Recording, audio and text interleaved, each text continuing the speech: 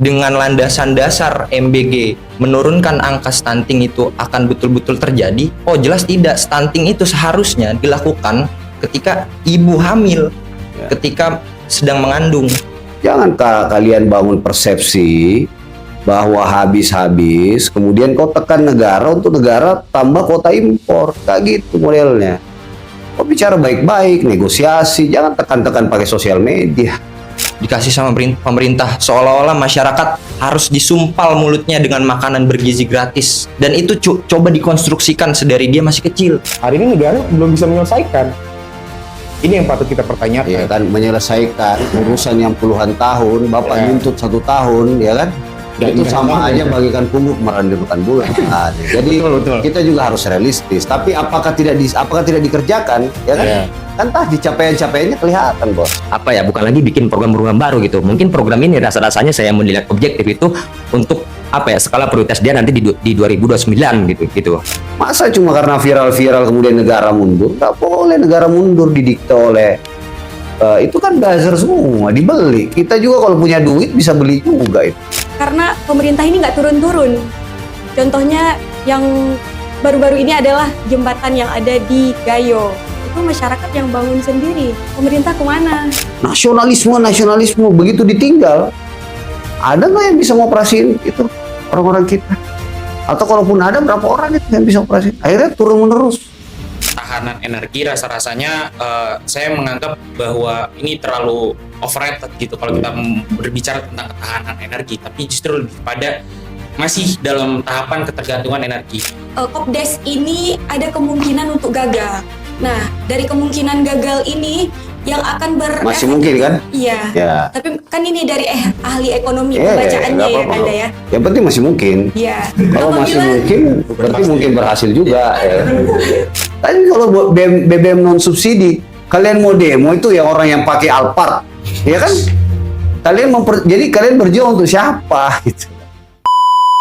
Halo semua, selamat datang di Kabinet Rakyat Indonesia. Pada kesempatan ini di segmen Solo versus Squad, kita telah mengundang salah satu tokoh nasional yang pro dengan kebijakan pemerintah ataupun program-program pemerintah pada saat ini, yaitu Prabowo Gibran, yang nanti beliau di posisi Solo. Ini artinya Solo bukan Solo yang itu ya, Solo sendiri, seorang diri maksud saya. Jadi kalaupun Solo mau disandingkan kepada beliau, Solo itu Solo santai, objektif, lugas, dan original. Sudah hadir bersama kita, bersama Kanda Ari Urwasitasan. Sebelumnya saya ucapkan selamat amanah barunya Kanda. Sebagai Sekretaris Jenderal AMPI. Musim pertama, program makan bergizi gratis adalah kebijakan paling tepat untuk membangun generasi emas 2045. Iya, jadi memang momentum 100 tahun Indonesia ini menurut saya satu hal yang fundamental mulai kita bangun hari ini ya. Kenapa?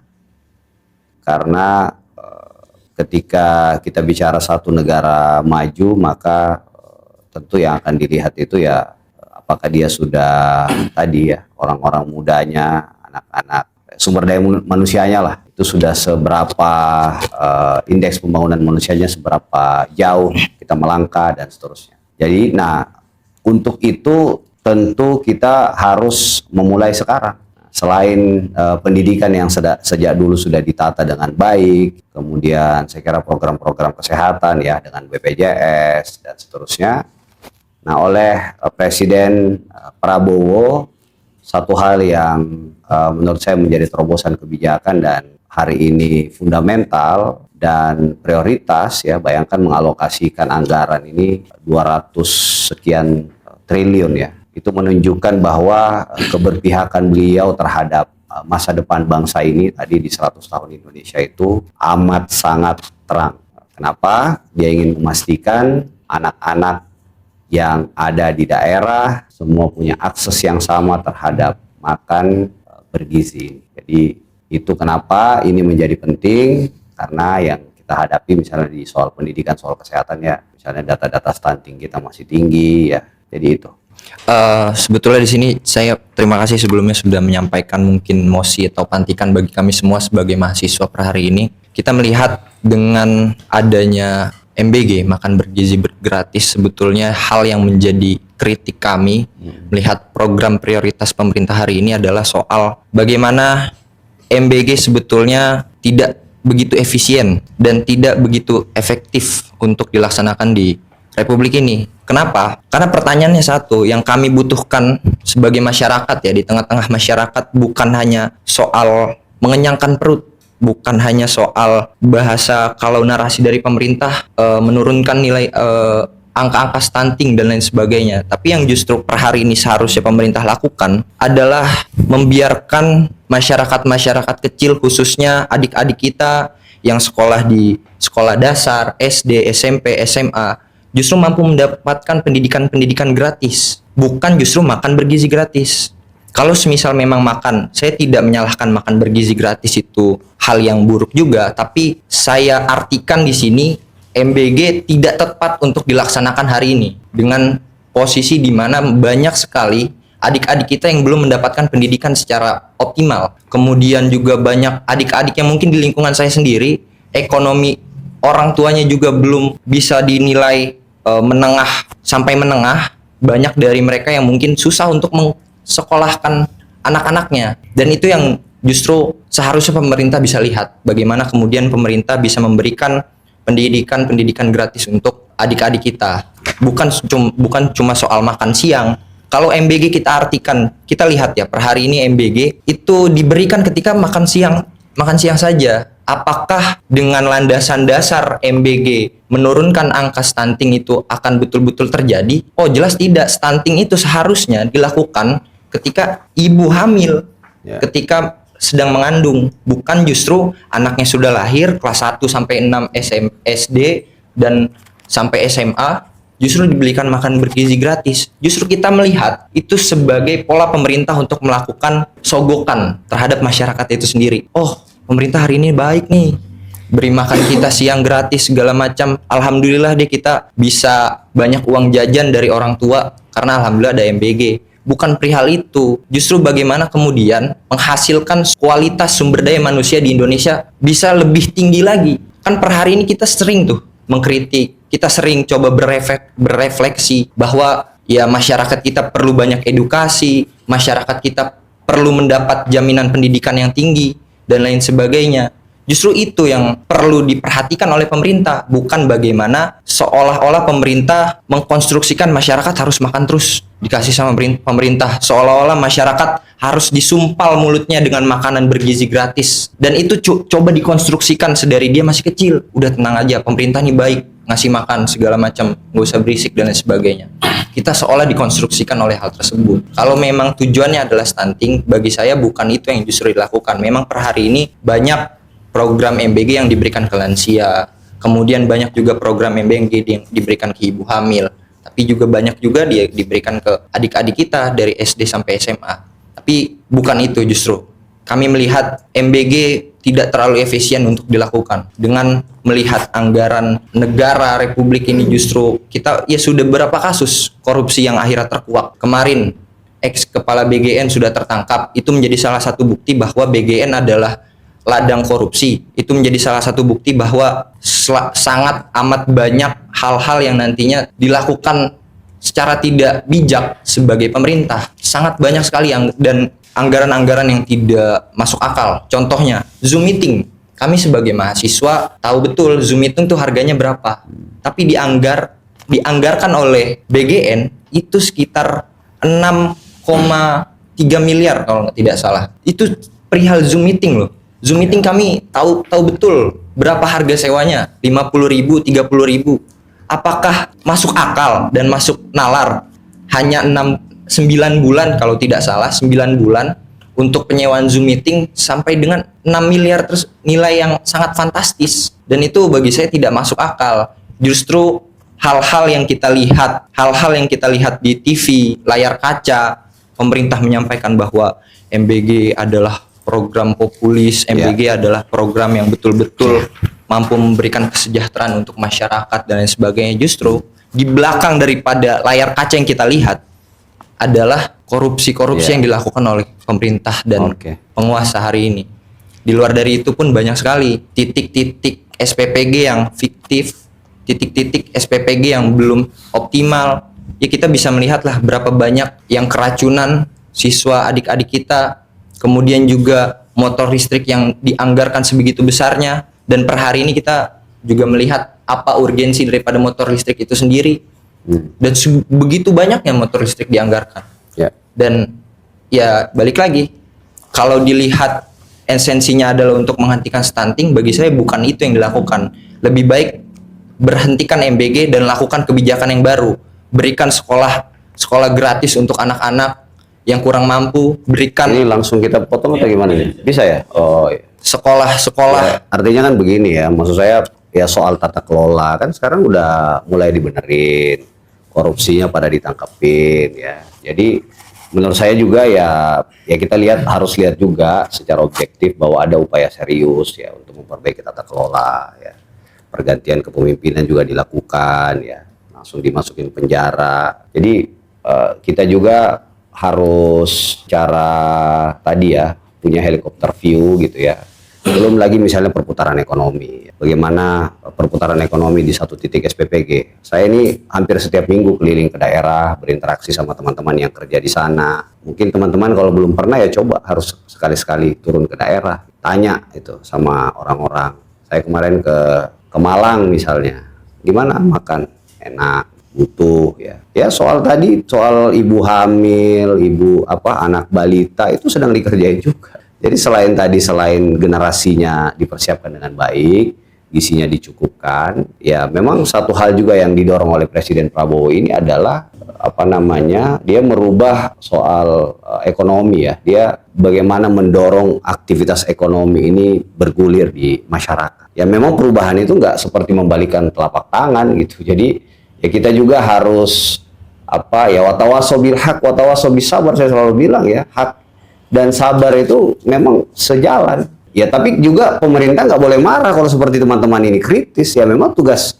mereka harus melaksanakan ini secepatnya karena anggarannya sudah banyak yang dikorupsi. Jadi memang kita ini juga harus ya sama-sama kontrol lah. Apa yang teman-teman lakukan ini saya kira sangat baik ya, kritis ya. Kalian juga saya kemarin hadir di acara teman-teman HMI, mereka buat FGD tentang mitigasi resiko ya. Mereka buat kajian-kajian ilmiah, mereka memberi masukan ya. Kalian juga buat konten-konten di medsos mengingatkan pemerintah ya. Di sisi yang lain juga tadi pemerintahnya juga harus peka ya, harus bisa. Untung saya bukan pemerintah kan. Gitu. Jadi harus juga lebih wise, lebih bijak mendengar, mau terbuka diskusi seperti ini ya, nggak boleh tanda kutip arogan ya. Harus pandai mendengar, santun juga menjawabnya. Jadi kita menghargai itu. Silakan. Bagi kami mahasiswa hari ini melihat bahwa ya ada yang namanya skala prioritas dalam menjalankan program gitu Ya, kan. Kalau betul. kita lihat di berita baru-baru ini di salah satu SD negeri di Grobogan Bang, itu SD-nya atapnya hancur tapi anak-anak pada makan di depan lapangan daripada SD tersebut kayak gitu. Nah, kemudian tadi saya juga ikut menyinggung perihal stunting. Ya benar, stunting itu kan sebetulnya di 1000 hari pertama kelahiran atau HPK gitu. Jadi sebetulnya MBG ini nggak ada keterkaitannya dengan yang namanya stunting kayak gitu. Cuma memang perihal tadi hal-hal atau mosi pro yang Abang sampaikan perihal memutar roda enggak loh, ekonomi. makan bergizi gratis itu kan bukan cuma anak sekolah kan. Iya. Kan sekarang udah sama balita, sama ini kan. Iya betul. Ya jadi nggak bisa juga dong kalau kamu bilang kan tadi perbaikan gizi. Betul. Ya. Gizi itu kan akan sangat membantu kapasitas otak dan seterusnya. Ya, kalau yang tadi Abang sampaikan izin Bang perihal perputaran roda ekonomi kayak gitu. Memang roda ekonomi berputar gitu. Tapi bagaimana dengan SPPG yang sebetulnya tidak melibatkan atau tidak membuka ruang inklusif pada UMKM lokal gitu. Justru malah UMKM lokal ini malah tidak diberdayakan. SPPG-nya ya mungkin banyak karyawan-karyawan yang pada akhirnya itu terekrut kayak gitu kan, menaikkan kualitas ekonomi di keluarga mereka kayak gitu. Tapi jangan lupa Bang, perihal di pendidikan kita itu selama ini banyak guru-guru honorer yang tidak terlihat kayak gitu. Kemudian dosen yang hari ini mungkin tunjangannya juga nggak diberikan. Di Subang contohnya Bang, kemarin dari mahasiswa UIN itu juga melakukan RDPU di DPR, kemudian melakukan tuntutan Bang di MK. Itu kita mendengar langsung Bang, salah satu guru honorer dari Subang itu beliau menyampaikan bahwa gaji mereka tuh 50.000 per bulan. Ya memang secara garis besar pelaksanaan atau aktualisasi dari program ini baik, tapi dari skala prioritas itu masih banyak yang makanya saya kenal beberapa sekarang yang jadi wakil kepala, misalnya Bu Arum ya, orang BPKP ya, dia sekarang lagi nyisir ya, termasuk tadi usulan itu sebagian kenapa nggak dikembalikan ke sekolah saja. Kemudian tadi soal ketika misalnya yang prioritas yang mana sih, kan sedang disisir semua sekarang kan. Nanti berapa yang kita save gitu, nanti sebagian mungkin akan dialokasikan buat sekolah lagi. Jadi memang, nah termasuk tadi perputaran ekonomi. Nah termasuk menurut saya teman-teman mahasiswa, dari dulu kan dana desa ini sebenarnya untuk mendorong aktivitas ekonomi di desa. Tapi ya teman-teman kita-kita ini kan sekarang lebih banyak yang pengen tetap ada di kota. Nah makanya menurut saya teman-teman mahasiswa juga sudah mulai harus berpikir ya bagaimana membangun daerahnya. Dan saya kira banyak sekali ya. Saya ketemu saya keliling juga tuh daerah Sulawesi, daerah NTT ya. Banyak sekarang aktivis-aktivis yang jadi kepala desa, ya. Sekarang yang tadi bantuin unit-unit usaha jadi jadi direktur di SPPG dan segala macam. Jadi menurut saya peluang-peluang itu sekarang ada di sana. Nah tinggal kesempatan ini kalian mau ambil gak? Kalau saya itu. Sedikit apresiasi untuk pemerintah terkait MBG ini, karena kita sama-sama lihat bahwa MBG ini adalah Perpres nomor 80 tahun 2024 yang pada pasal 5 jelas sasarannya adalah siswa, ibu menyusui, balita 1-5 tahun, dan ibu yang sedang hamil kan gitu. Tapi saya lihat sistem ataupun kinerja dari pemerintah yang menjalankan MBG tersebut masih banyak kekeliruan. Contohnya tidak tahu mana yang prioritas, di mana ada hal-hal yang saya lihat. Contohnya ya waktu itulah akhirnya ada yang ketangkap persoalan tentang motor listrik dan sebagainya. Tapi saya cukup apresiasi persoalan itu. Tapi yang menjadi artinya sebenarnya motor listrik, CCTV kan bukan buat makan kan. Jadi sebenarnya ya harusnya yang sekunder, yang tersier itu ya nggak usah jadi masuk di itu dulu gitu. Kalau bisa buat makan aja semua dulu. Nah nanti belakangan kalau sudah semakin membaik, baru kita tambah tuh kebutuhannya ya. Atau misalnya kalau sudah ada untungnya SPPG-nya misalnya, ya udah biar mereka yang beli sendiri. Jangan juga motor dibeliin sama pemerintah, ya cocok kan? Cocok. Mungkin ya satu tambahan dari saya, ya sebaiknya pemerintah itu adanya sistem itu sebenarnya untuk mencegah masalah. Betul. Sebelum terjadi masalah gitu. Karena hari ini kita lihat saja hampir merata sistemnya masalahnya terjadi baru sistemnya dibuat. Oke, setuju. Bukan sebaliknya kan. Ya. Koperasi Desa Merah Putih akan menjadi solusi terbaik untuk memperkuat ekonomi rakyat. Ya sebenarnya kan kalau baca dari banyak pidato presiden ya maupun kebijakan pemerintah itu, Koperasi Desa Merah Putih ini ada untuk sebenarnya memotong mata rantai distribusi ya. Jadi dia misalnya soal program yang disubsidi. Selama ini kan terlalu banyak pemainnya. Akhirnya harganya jadi mahal lah tanda kutip, atau tidak menentu ya, bisa tiba-tiba hilang di pasar dan seterusnya. Selain itu dia pengen juga memastikan agar ekonomi bisa bergerak.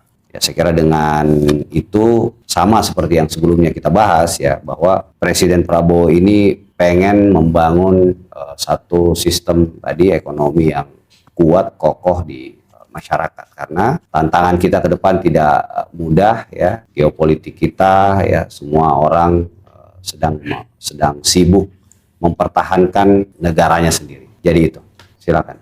Ya, terima kasih Kanda, izin Kanda. Mungkin kita perlu evaluasi juga sebenarnya dari definisinya pertama sih. Dari koperasi. Mungkin kita juga udah pernah sering, pasti teman-teman juga dengar. Koperasi dulu pernah ada juga koperasi unit desa ya. Ada beberapa belasan tahun silam. Nah, yang juga ada definisi dari Bung Hatta, yaitu koperasi itu memang dari masyarakat untuk masyarakat, jadi masyarakat untuk memperkuat ekonomi. idenya juga dari masyarakat. Di sini juga ada ketimpangan. Kalau misalnya di saat ini Kopdes itu adalah rencana dari pemerintah untuk masyarakat. Jadi jadinya bukan bottom up tapi top down gitu. Semua jadinya koperasi yang ada di Indonesia itu bukan menyesuaikan kebutuhan di masyarakat tersebut, akan tetapi diatur oleh oleh pemerintah sendiri. Jadi tidak sesuai dengan kebutuhan masyarakat. Itu dari awalnya. Itu tadi kalau kita tidak mulai dengan bagaimana pemerintah sebagai regulator dan dia ingin memastikan agar apa yang dimiliki oleh pemerintah itu tepat sasaran dan bisa terkontrol tadi kan masalah. Makanya saya mulai dari bagaimana pengaturan lalu lintas subsidi dan seterusnya itu. Jadi kenapa itu sebenarnya awalnya. Nah, kemudian tadi kan koperasi itu dari masyarakat untuk masyarakat. Makanya diserahkanlah nanti ketika instrumennya sudah dibangun, maka kemudian ya nanti mereka sendiri yang bakalan mengatur itu sendiri gitu. Tinggal ini kan sudah lama sekali juga kan karakter budaya silo mentality ini kita tinggalkan. Ya, kita lupa gotong royong itu ya. Nanti orang ingat soal gotong royong ini kan pada saat COVID lagi. Jadi setelah itu ya budayanya kita bangun kembali lagi ya, mungkin salah satu jalannya dengan tanda kutip ya bottom up ya, agak setengah memaksa itu. Ya, kemudian juga soal sebenarnya banyak kontroversi juga ya soal pengadaan itu mobil pick up yang dari India ya. Kemudian kipas angin jumbo. Yang banyak banget kontroversinya juga. Tapi jauh sebelum itu juga mungkin nanti bisa dibahas oleh teman-teman. Seharusnya juga pemerintah mengadakan kajian akademik dulu. Bagaimana sih di setiap daerah itu koperasi desa itu bagaimana? Jangan udah jalan baru evaluasi. Nah, saat ini itu yang terjadi. Udah jalan, kemudian manajer-manajernya sudah dilakukan pelatihan lain sebagainya oleh TNI. Kemudian terjadi kecelakaan kerja lain sebagainya, baru evaluasi. Itu mungkin juga pemerintah harusnya lebih peka terhadap hal seperti ini. Setuju.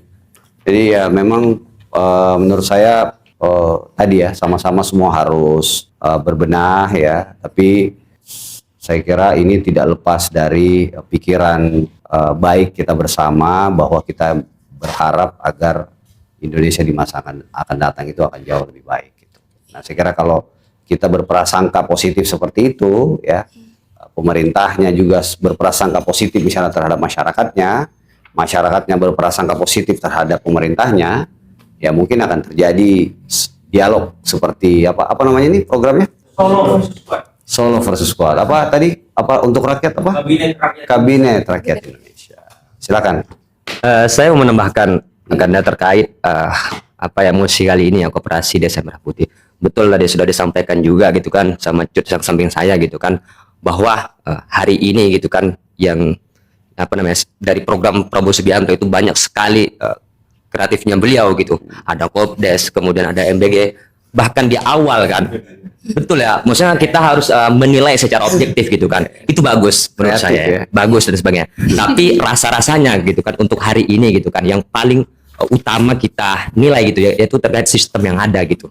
Apalagi Koperasi Desa Merah Putih, bagi saya hari ini yang terjadi di Koperasi Desa Merah Putih ini rasa-rasanya ini adalah instruksi komando gitu dari Prabowo Subianto, bukan dari kebutuhan masyarakat gitu kan. Bahkan yang menjadi yang menjadi pekerja atau bahkan yang berada di dalam Kopdes ini ya, mungkin ada keluarga kepala desa gitu kan, keluarga orang-orang berada dan semuanya gitu kan. Bahkan yang dikatakan juga oleh Prabowo Subianto hari ini kita efisien. Namun banyak sekali yang tidak efisien di program prioritas beliau gitu. Misalnya perlu kita garis bawahi juga kan, sebelum ada Kopdes kan ada yang namanya BUMDes gitu kan, Badan Usaha Milik Desa. Bagaimana kalau misalnya kita ini lebih memprioritaskan program yang sudah ada gitu kan, program yang sudah ada lah gitu, program yang sudah ada ini kita bagusin gitu kan, kita benahi gitu, apa yang kurang gitu kan, bukan lagi bukan lagi bikin program-program baru gitu. Mungkin program ini rasa-rasanya saya melihat objektif itu untuk skala prioritas dia nanti di 2029 gitu. Jadi hari ini gitu kan perlu digarisbawahi kan, pemerintah hari ini menjadi menjadi tolak ukur kampanye di 2029 seperti itu kan dah. tambahan saya. Ya, saya kira enggak lah ya. Kan Belanda masih jauh ya. Ya tadi betul yang teman-teman bilang ya bahwa tapi kan begini. Ini juga tidak lepas saya kira dari figur kepemimpinannya Pak Presiden ya. Pak Presiden ini kan seorang pembaca yang top lah, dan dia jangan salah ya, Pak Presiden itu dari dulu ada di di istana ya. Ya menantunya presiden ya. Kemudian sempat ke luar negeri, balik lagi berjuang ya, walaupun dia seorang tentara, dia bangun partai ya. Dia artinya menghargai Indonesia sebagai negara demokrasi ya. Dia berjuang, dia 4 kali kan berjuang, akhirnya sekarang menang ya.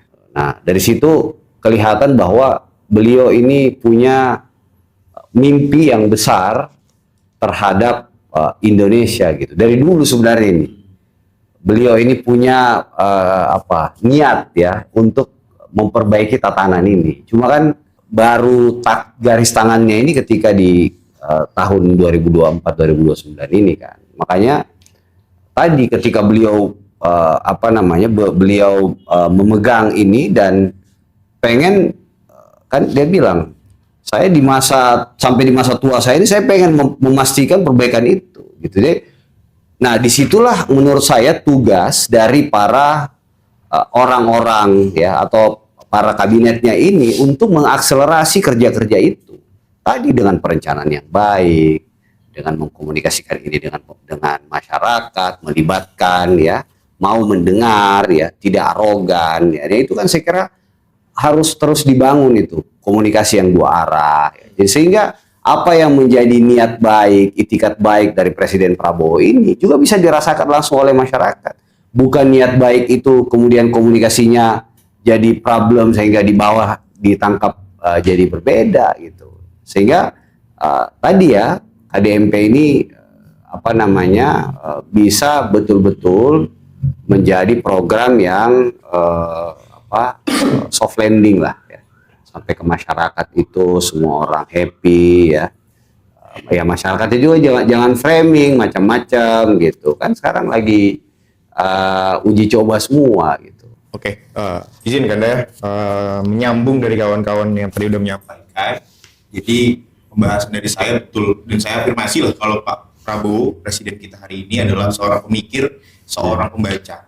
Tapi terkadang memang apa yang kita nalurikan sebagai hal yang baik sebetulnya itu kadang berbalik gitu ya. Delivery message yang seharusnya sesuai terhadap masyarakat hari ini, gitu. Kadang kita suka anggap sebagai disinformasi yang jelas ketika kita menganggap satu gagasan dan ide yang tadi disampaikan gitu. Kita melihat banyak koperasi Desa Merah Putih yang hari ini sudah dibangun, itu terkadang lebih mewah dan lebih terkesan, ini udah kayak gedung yang biasanya dibangunnya tuh setahun sekali nih gitu kan, 10 tahun sekali seperti itu. Ini menjadi satu hal yang terbalik gitu cara pandangnya. Bahwasanya koperasi yang kita udah pahami tadi, konsep koperasi adalah dari masyarakat ke masyarakat yang awalnya dicetuskan oleh Bung Hatta dan juga bapaknya sendiri, gitu ya, Pak Sumitro, gitu ya. Yang akhirnya kita menganggap sebetulnya seharusnya nih udah pas nih rutenya, udah sesuai. Tapi terkadang karena ada konflik of interest gitu ya, konflik kepentingan di atas yang melibatkan banyak instrumen di bawah, yang menjadi evaluasi bagi kami seorang mahasiswa ketika melihat kadang ada hal-hal yang seharusnya nggak ada gitu tadi, seperti mobil yang bagaimana gitu ya, kipas dan lain sebagainya. Juga yang memang harus menjadi refleksi hari ini bagi pemerintah gitu ya. Mungkin ya Kanda bukan orang pemerintah tapi dekat dengan pemerintah hari ini seperti itu. Kita juga bisa untuk menyarankan dan memberikan aspirasi kami kepada Kanda untuk bisa menyampaikan ke atas seperti itu. Nanti dinonton ini. Iya siap, harus wajib ya. Jadi banyak hal-hal yang akhirnya di luar daripada kontrol kami gitu. Tadi perihal naskah akademik dan pengkajian yang lebih original ya. Ini kurang. Gitu. Ya. Juga keterlibatan. Makanya menurut saya fungsi kampus itu kan 3 ya. Betul. Pendidikan, penelitian, sama pengabdian masyarakat. Jadi kampus juga itu nggak bisa jauh dari realitas apa yang terjadi dengan sekarang di pemerintahan. Ya. Misalnya orang sekarang lagi bicara program pemerintah ini MBG, Ya kalau bisa judul-judul tesis, skripsi misalnya ya, atau pengabdian masyarakat itu buat paper, buat apa itu sesuatu yang langsung bisa seperti kan sekarang Kemendikti-Saintek itu kan kampus berdampak kan, ya jadi langsung berdampak gitu. Sekarang kan nggak susah, kita dapat informasinya dari mana-mana sudah ada semua. Kita olah juga datanya bisa pakai AI, Pak. Jadi menurut saya sekarang nggak ada yang susah, tinggal kita diseminasi informasinya apa, nanti masuk ke saluran-saluran komunikasi lewat mana gitu. Jadi menurut saya sih, nah tinggal tadi itu ya, memang sekali lagi semuanya harus bisa saling memahami, utamanya pemerintah ya. Ya, jadi walaupun kita ini pernah ya ikut menyukseskan Pak Prabowo dan pemerintahan yang sekarang ya, kita juga tidak henti-hentinya selalu bilang bahwa ya harus lebih bijak, harus lebih sabar mendengar apa yang menjadi aspirasi masyarakat. Dan alhamdulillah kan sekarang ya seperti yang disampaikan sama Presiden kan, koruptor-koruptornya lewat semua, bahkan orang-orang dekatnya beliau semua itu yang ditangkap-tangkapin gitu. Baru kali ini loh orang ditangkap-tangkapin itu yang kolektor apa itu puluhan emas, misalnya puluhan kilogram emas, ratusan triliun, ya kan? Maksud saya selama ini kan nggak pernah kita lihat gitu, dipamer-pamerin duitnya, ya kan? Kanda, tapi ada sedikit kekhawatiran kita ya. Bukan cuma kekhawatiran, tapi kayak ada sesuatu yang disayangkan. Jadi ya, seperti sudah dijelaskan tadi soal BUMDes, dan kemudian juga kekhawatiran terhadap UMKM sekitar masyarakat tersebut. Nah, kekhawatirannya karena tadi yang saya baca juga dari Indonesian Corruption Watch itu, jadi bahwa pembacaan dari ahli ekonomi, Kopdes ini ada kemungkinan untuk gagal. Nah, dari kemungkinan gagal ini yang akan masih mungkin kan? Iya. Ya. Tapi kan ini dari ahli ekonomi pembacaannya ya, Anda ya. Yang penting masih mungkin. Iya. Kalau masih mungkin, berarti mungkin berhasil juga. Ya. Apabila nanti gagal nih Kanda, jadi siapa yang akan menanggung kerugiannya? Apakah itu nanti BUMDes-nya, masyarakat desanya, atau kepala desanya, atau bagaimana? Karena itu yang memang sangat kita sayangkan ya. Kalau program subsidi ditaruh ke Kopdes sih harusnya kesempatan gagalnya tipis ya. Karena kan sudah ada, yang beli sudah ada, alokasi anggaran pemerintahnya sudah ada, marginnya sudah ditaruh gitu. Jadi harusnya sih aman ya. Sudah, karena itu kan tadi ya, karena dia sudah punya alokasi selama ini kan, gitu kan. Jadi ya apalagi sekarang ya pemerintah lagi lagi memperbaiki lah ya, namanya GovTech ya, Government Technology ya, oleh DEN. Jadi nanti teman-teman yang pura-pura miskin misalnya itu nggak bisa dapat lagi tuh raskin ya, nggak bisa beli subsidi ya, tabung gas ya kan. Kebijakan Menteri SDM Bahlil Lahadalia atau Mas Bahlil Ganteng berhasil jaga ketahanan energi nasional di tengah tantangan global. Silakan. Ya. Jadi kenapa kita sebut kebijakan Menteri SDM Bahlil berhasil jaga ketahanan energi nasional di tengah tantangan global begini ya. Kemarin itu jelas-jelas Selat Hormuz tutup. Perang Iran dan Amerika, perang Rusia, Ukraina ya, dan lain-lain gitu. Tapi alhamdulillah kita itu masih bisa ya mengendalikan lah ya, setidaknya harga BBM bersubsidi kita pertama tidak naik, yang kedua ya bisa memanage di beberapa daerah sehingga tidak terjadi kelangkaan. Berbeda dengan di beberapa negara-negara tetangga gitu, itu luar biasa lah gejolak ekonomi dan segala macam.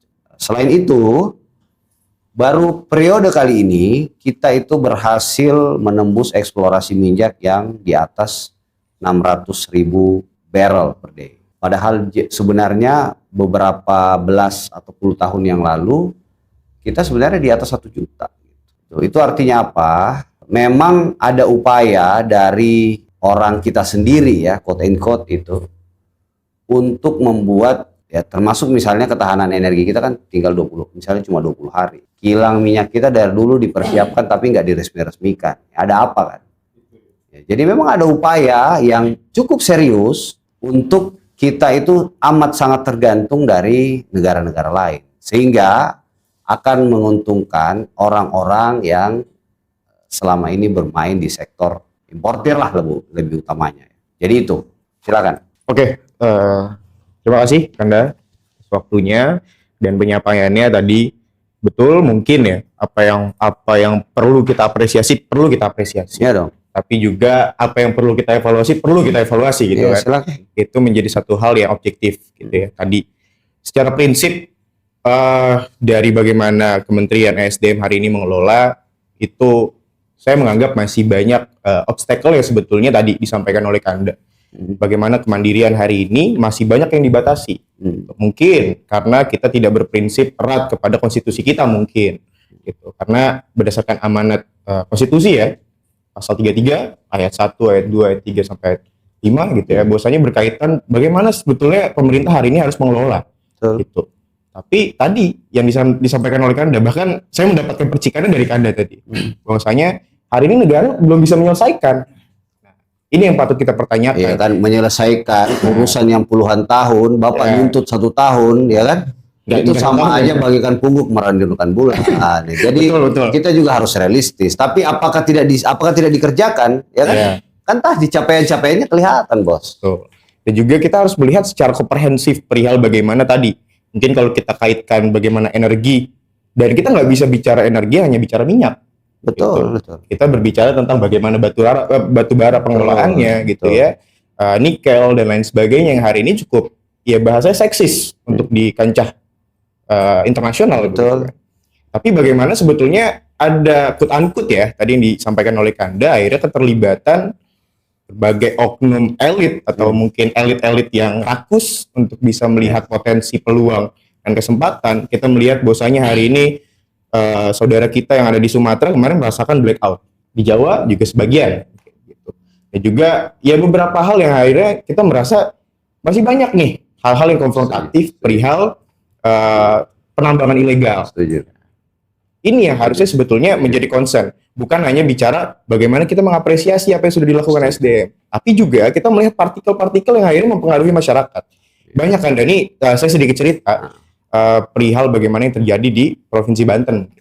Karena banyak tambang-tambang ilegal yang akhirnya masyarakat bukan, apa ya, ketika kita bermediasi gitu ya dengan masyarakat yang ada di sana, jangan Mas, ini mata pencaharian kami. Ini saya hanya ngeliat di Banten ya, mungkin di daerah-daerah lain banyak yang seperti itu. Ya sebenarnya kalau yang tambang ilegal itu sudah ada aturannya untuk melegalkan pakai tambang rakyat itu. Betul. Jadi kalian yang harus edukasi mereka untuk melegalkan itu. Oke. Ya, kemudian soal blackout itu kan kemarin problemnya karena tata kelola yang ada di PLN. Nah makanya kan maksud saya ini kan pekerjaan rumah yang puluhan tahun ya minta maaf ya, dibiarkan gitu. Ya, kenapa misalnya harga batu bara, harga nikel selama ini kita itu ketika kita nutup misalnya buat kirim mentah, orang-orang marah dari luar negeri ya kita kan pengen agar harga batu bara kita bagus dong. Karena kita kan kalau nggak salah 40 sekian persen gitu stok dunia ini ada di Indonesia. Ya wajar dong kita ini mau ngatur ini, masa kita diatur sama negara lain. Nah itulah maksud saya dalam penataan ini ternyata tidak mudah karena pemain besarnya itu nggak sedikit gitu. Nah makanya kita ini menurut saya juga harus ya, dan di situ menurut saya kesempatan ya, karena kalau ada masalah di situ kesempatan kita buat masuk gitu ya kan. Jadi sama kayak ikan lele itu kalau makin keruh makin cepat gede dia. Oke. Nah, jadi kalau sudah mulai jernih udah agak susah itu. Tapi kalau sekarang ini kayak tadi misalnya soal tambang rakyat dan lain-lain ya, menurut saya teman-teman itu punya kesempatan buat bantuin masyarakat di sana sebagaimana mahasiswa yang tugasnya pengabdian masyarakat. Oke, terima kasih. Gitu. Ya, izin juga Kanda untuk ya baru-baru ini kita juga Kanda sebagai pegiat media sosial juga mungkin ngelihat langsung gitu gimana perkembangan media sosial hari ini kan juga update tentang kita itu impor dari Rusia kayak gitu kan, Betul. berbelas juta barel gitu kan. Nah kalau bicara tentang ketahanan energi, rasa-rasanya saya menganggap bahwa ini terlalu overrated gitu kalau kita berbicara tentang ketahanan energi, tapi justru lebih kepada masih dalam tahapan ketergantungan energi. Nah mungkin tadi yang Kanda sampaikan perihal banyak pemain-pemain besar di sini. Saya rasa masyarakat itu perlu tahu gitu, dan masyarakat perlu mempertanyakan apakah republik yang begitu besarnya dengan kita masyarakat sebagai pengontrol juga mitra strategis pemerintah yang terus mengawal kebijakan publik itu tidak bisa untuk meredam ataupun menangkap pemain-pemain ini supaya energi kita tuh tidak melulu terkuras gitu kan. Negeri kita tuh kaya kayak gitu kan. Tapi kekayaan ini didistribusikan kemana? Kan artinya ada distribusi kekayaan yang pada akhirnya itu hanya mengumpul pada segelintir kelompok tanpa memikirkan nasib banyak orang kayak gitu. Kita tadi juga terpantik dari bagaimana blackout di Sumatera. Kenapa Sumatera itu telah selalu menjadi pulau yang pada akhirnya ya bisa kita katakan selalu menjadi prioritas kedua, selalu Jawa. Apakah karena Jawa ini merupakan pulau dengan distribusi pemilih terbanyak ketika pemilu kayak gitu, sehingga dibutuhkan untuk kepentingan nanti di pemilu 2029 kayak gitu kan. Ya sederhana sih soal soal tadi ya dianggap kalau dari Rusia itu, karena kita itu butuh semakin banyak negara alternatif ya, negara untuk kita itu dapat cadangan energi gitu. Kenapa? Karena tadi geopolitik ini semakin nggak menentu ya. Kemarin kita amat sangat tergantung sama Singapura misalnya. Singapura ini bukan penghasil energi, nggak punya dia, tapi dia ini cuma menampung dari negara-negara lain, dia punya kilang di sana. Nah makanya kita semua direct sekarang. Itu kan berapa dolar itu yang kita per liter misalnya yang kita bisa save gitu ya dari aktivitas itu. Gitu. Nah, jadi itu yang sekarang dikerjakan pemerintah. Kemudian yang kedua ya soal sederhana sebenarnya lihatnya. Kalau teman-teman mau lihat ya jenderal-jenderal pensiunan itu kemana setelah dia selesai, ke perusahaan mana mereka. Makanya Presiden Prabowo itu berulang-ulang kali bilang ya, dalam berbagai kesempatan, Pak Menteri kalau ada jenderal-jenderal segala macam itu yang ini ya lapor sama saya. Makanya untuk presiden kita ini jenderal Pak, gitu. Kalau bukan ya ditekuk juga mungkin. Jadi ya tidak mudah ya, tidak mudah kita itu memperbaiki segala sesuatu yang sudah berurat nadi ya, sudah puluhan tahun menjadi kebudayaan. Kita menjadi negara yang tadi ngambil rente aja, tidak membangun hilirisasi, tidak mendorong industrialisasi. SDM kita misalnya di Riau tuh, kalian bicara Sumatera tadi. Kalian pernah nggak lihat itu kalau di Dumai, kemudian di Lok Sumawe, Arun ya, itu kalian sedih tuh kalau datang ke sana begitu ditinggal sama investor karena nasionalisme begitu ditinggal, ada nggak yang bisa ngoperasiin itu orang-orang kita? Atau kalaupun ada berapa orang itu yang bisa operasiin? Akhirnya turun menerus. Memang ada juga yang berkepentingan sehingga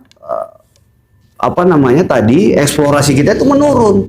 Karena kalau dia menurun, impor kita lebih gede, rentenya lebih gede juga gitu. Jadi memang ya nggak bisa lah kita ini tadi ya saya bilang cuma makan Indomie aja yang instan saja. Kalau yang lain-lain semua butuh itu pun dimasak. Proses gitu. Ya mungkin melanjutkan tadi dari kawan-kawan ya sudah menyampaikan beberapa kebijakan yang mungkin perlu dikritisi daripada Bapak Menteri My Little Bolikotan kita. Ya. Ya mungkin kita melihat ya per hari ini yang saya coba garis bawahi soal komunikasi politik yang dilakukan oleh Pak Bahlil. Kita melihat dan berkaca coba dari beberapa bulan lalu peristiwa di mana kenaikan BBM non subsidi itu mencuat. Ya. Sebelum hari BBM itu naik, itu Pak Menteri selalu menyampaikan pasokan minyak kita aman sampai berapa hari ke depan, pasokan kita aman bla bla bla dan lain sebagainya. Betul. Bagus cara komunikasi politik untuk masyarakat, menenangkan memang. Kemudian masyarakat tidak punya rasa khawatir, panik buying dan lain sebagainya. Tapi yang perlu digarisbawahi satu, jangan sampai memberitahukan informasi bahwa BBM non subsidi itu dinaikkan atau informasi kebijakan apapun tiba-tiba saja. Contoh kalau kemarin BBM non subsidi itu naik, ya 1 hari setelahnya langsung meledak dan akhirnya menjadi kekacauan di tengah-tengah masyarakat. Jadi yang perlu digarisbawahi soal bagaimana mungkin di luar dari Pak Bahlil juga pemerintah-pemerintah yang lain, pejabat-pejabat yang lain juga perlu mempunyai komunikasi politik yang baik dan bagus. Ya. Bukan berarti soal menjadi pemerintah itu perlu ya ceplas-ceplos juga. Ya memang bagus, jujur dan lain sebagainya. Tapi di luar daripada itu juga perlu mempertimbangkan langkah ke depan. Karena apa yang diucapkan oleh pejabat kan pasti sangat amat berpengaruh oleh masyarakatnya. Ya. Nah itu yang perlu dijaga. Setuju. Lisan daripada pejabat kita hari ini tuh perlu banyak edukasi, perlu banyak evaluasi, introspeksi diri dari pejabat tersebut. Kita melihat banyak sekali. Di luar daripada itu pun kemarin kita lihat soal SPBU swasta yang bilang, Pak ini pasokan ini habis, Pak ini pasokan ini habis. Kemudian Pak Bahlil sampaikan, oh ini kita negara hukum, nggak bisa yang cepet-cepet dan sebagainya. Ya memang betul, sangat betul. Tapi yang perlu kita garis bawahi ya soal komunikasi Pak Bahlil itu yang. Kalau yang kedua itu saya potong. Kalau yang kedua itu memang negara itu nggak boleh diatur sama swasta. Kalau dia kuota impornya sudah habis, dia kan artinya udah untung. Jangan kalian bangun persepsi bahwa habis-habis, kemudian kau tekan negara untuk negara tambah kuota impor. Kayak gitu modelnya. Kau bicara baik-baik, negosiasi, jangan tekan-tekan pakai sosial media. Gitu. Negara ini nggak boleh diatur sama swasta, bos. Disitulah kewibawaan negara itu, dan itu yang sedang dilakukan oleh Menteri Bahlil sama Pak Presiden Prabowo. Masa cuma karena viral-viral kemudian negara mundur? Nggak boleh negara mundur didikte oleh itu kan buzzer semua, dibeli. Kita juga kalau punya duit bisa beli juga itu. Gitu. Makanya sejak awal kalau kalian lihat setahun pertama yang disorot sama Menteri Bahlil itu ya apapun lah. Ya sampai minta maaf ya, kita itu kadang-kadang juga sebagai sebuah bangsa yang selesai 1928 ya ketika Sumpah Pemuda itu. Sampai hari ini masih rasis kok. Sampai hari ini masih diskriminatif kok.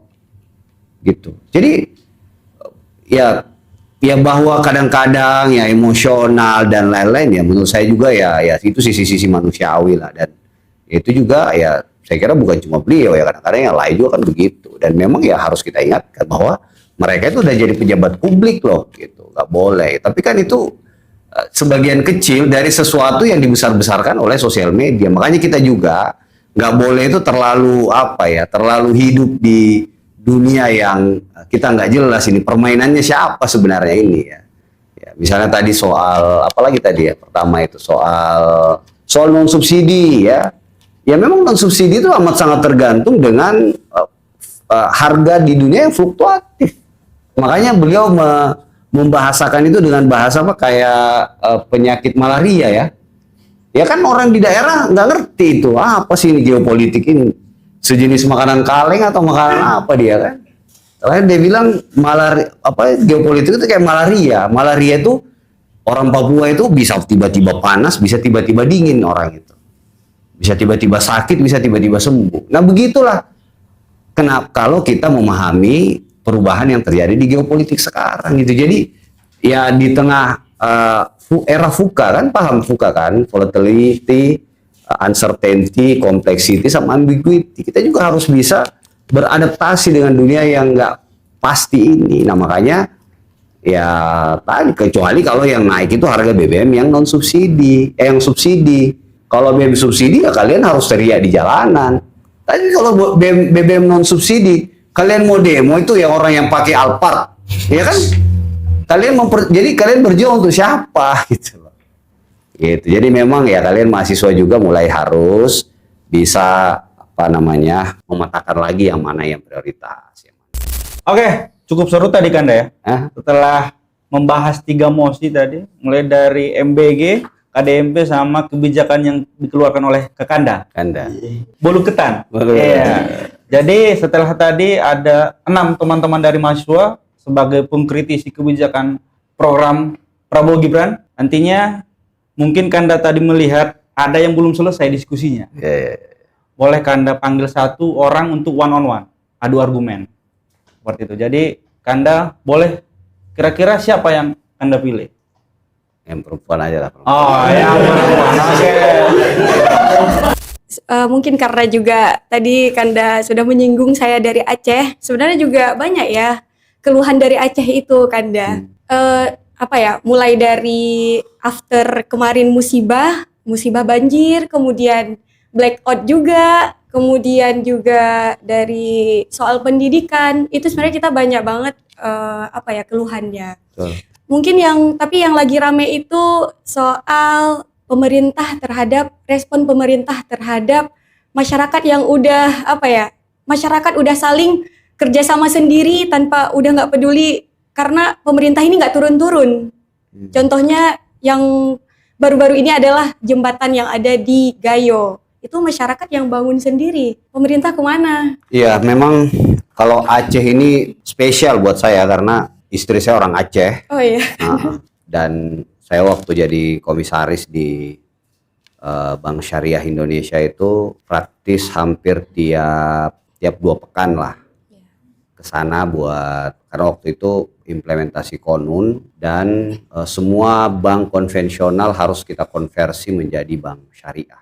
Bayangkan semua bank waktu itu konvensional itu sekitar 70-80% harus berubah menjadi bank syariah. Jadi SDM-nya tentu belum pada siap, teknologinya belum. Jadi waktu itu media sosial saya itu penuh makian terus gitu, hampir tiap saat. Jadi saya sangat memahami Aceh ini. Gini, kalau lihat dari segala konteks yang ada, sama sebenarnya apa yang kemarin waktu Bang Bahlil itu datang ke pelantikan Golkar di Aceh, ya, bicara tentang kalau nggak salah pengelolaan Blok Andaman, ya kan, itu di Aceh ya. Jadi beliau sampaikan ya, kalau soal penderitaan dan kemiskinan, jangan ajari orang Aceh dan orang Papua. Kita ini yang paling amat merasakan itulah gitu. Sehingga memang harus ada special treatment ya, seperti kenapa misalnya perlu ada dana otsus ya.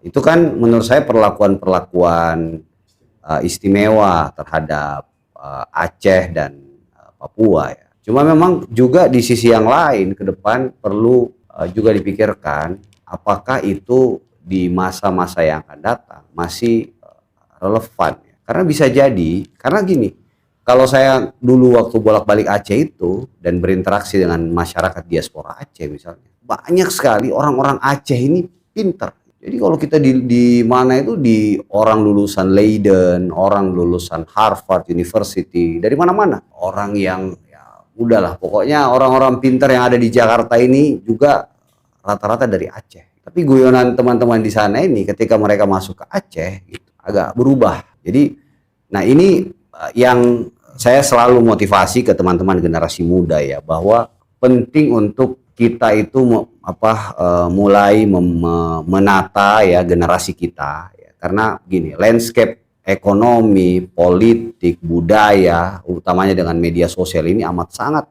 jauh pergeserannya. Jadi kalau kita tidak pandai-pandai menempatkan diri, tidak pandai membawa diri ya, dan tidak pandai membaca diri kita ini apa, siapa, dan mau kemana, maka kita akan suatu waktu akan ketelan zaman. Jadi menurut saya terhadap apa yang dimiliki oleh Aceh sekarang itu luar biasa. Tinggal bagaimana tadi kita sudah banyak bicara bagaimana orang muda harus berpikir kembali ke daerahnya sendiri, melihat itu sebagai sebuah potensi ya. Kayak Blok Andaman. Ketika Blok Andaman jalan misalnya ada nggak orangnya? Blok Arun misalnya SDM-nya siap nggak? Di sana itu ada namanya Atsiri ya. Atsiri itu bahan baku parfum ternama di dunia. Bahkan impor parfum di mana di Paris itu ya dari situ. Saya kenal itu, dia dari Atsiri Research Center, namanya Bang Dr. Saifullah gitu. Dia menang riset di berbagai ini. Tapi ketika dia kirim bahan baku itu harganya murah. Tapi ketika dia hilirisasi, ya, itu luar biasa lonjakan harganya bisa jadi ratusan ribu sekarang. Jadi menurut saya potensi-potensi alam di Indonesia ini ya bukan cuma di Aceh lah, di mana-mana lah. Tapi mau nggak, berani nggak kita? Jadi makanya saya selalu tantang kemana-mana. Kita sekarang ini, era Prabowo ini ya kesempatan buat anak-anak muda itu muncul dan harus ya di depan gitu buat berani. Tapi Kanda memang dari pemerintah sendiri, emang dari dulu kita itu Aceh dan Papua itu kan punya apa ya, hak otonomi sendiri ya, Aceh, Papua gitu. Tapi hak otonomi itu tidak sepenuhnya juga kita dapat. Bahkan makanya mungkin teman-teman juga sering dengar Aceh itu ingin memisahkan diri karena mungkin pilih kasihnya pemerintah pusat dengan daerah-daerah, bukan cuma Aceh, mungkin daerah-daerah lain juga banyak. Tapi salah Makanya satunya ya Aceh, menurut kayak saya gitu. sih ke depan momen politik, ekonomi ya orang-orang muda ini harus solid dan tadi menentukan arah sehingga mengkomunikasikan apa yang menjadi agenda prioritas dengan pemerintah yang ada di pusat itu bisa nyambung.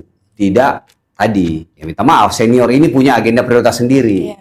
Generasi kita ini punya juga agenda prioritas sendiri. Jangan kita serahkan agenda prioritas kita kepada yang senior, apalagi yang udah punya cucu sama anak. Iya.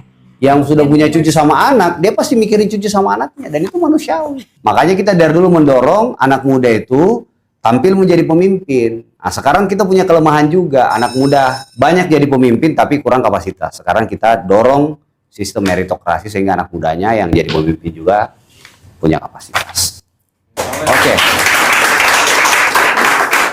Oke, terima kasih kepada Kanda Arif Hasan, Sekjen AMPI, telah meluangkan waktunya, dan teman-teman juga terima kasih sudah berhadir. Mudah-mudahan ini bisa memberikan contoh kepada pemerintah dengan komunikasi yang baik seperti apa. Terima kasih. Assalamualaikum warahmatullahi wabarakatuh. Waalaikumsalam.